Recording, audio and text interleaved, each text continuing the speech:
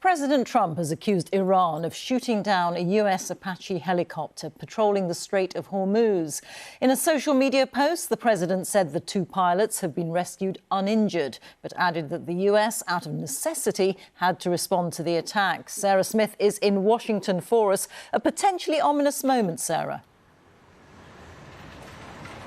Yes, it is, but I don't think Donald Trump feels he has any choice here. Any US president would feel that they had to respond to an incident like this. And as you said in his statement, he particularly noted that the United States must, of necessity, respond to this attack. Otherwise, in other words, he feels like he just cannot ignore it. But there could be another purpose as well behind a targeted strike against Iran. Anyone who has been watching the White House closely over the last few weeks, it will seem pretty obvious to them that the US does not want to return to a full-scale war with Iran. But President Trump has to keep that option on the table to maintain his negotiating position, as they're still in talks about reaching some kind of peace agreement. So if he didn't respond to the downing of a helicopter, that might make him look so risk-adverse that Iran would think that there was no military option left, whereas a targeted strike at a time like this could allow him to make clear that he will take action if he feels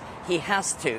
The advance warning that he was giving in that social media post is designed, I think, to try and contain the situation. If he tells them what he's going to do or that he is going to respond, that may stop a series of tit-for-tat attacks spiralling out of control and mean that perhaps this could be limited to this one response.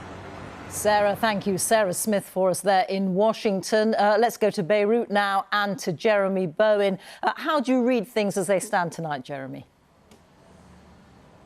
Well, I think this is a reminder that the men who rule the Iranian regime are determined to show that they're not going to budge, and they also have shown that they can still hurt the Americans. Now, of course, the Americans, the generals and President Trump will be trying to calibrate a response so it doesn't disrupt or destroy this sluggish and so far unpredictable diplomatic process. President Trump would like to get an agreement on reopening the Strait of Hormuz and agreeing on further talks on things like the nuclear issues, not least because the war is very unpopular inside America. But I think there's something else here, which is the Gulf is a dangerous and tense place, and if they don't find a way of ending this war in some way that will enable the Iranian regime to move away in one direction and the Americans in another, then I think what we could be looking at is a long period, maybe even years, of some kind of attritional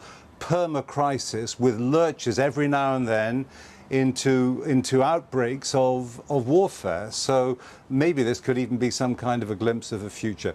There's something else going on as well here, and that is that Messrs. Trump and Netanyahu are learning an old lesson, which is that it's much easier to start a war than to end one, particularly ending it with some kind of a decisive victory. And also tonight, in Israel, the IDF, the military, have told people in the north to go to their shelters because of missile launches coming over the border from Lebanon into Israel. So I think we can presume that the Israelis will respond to those.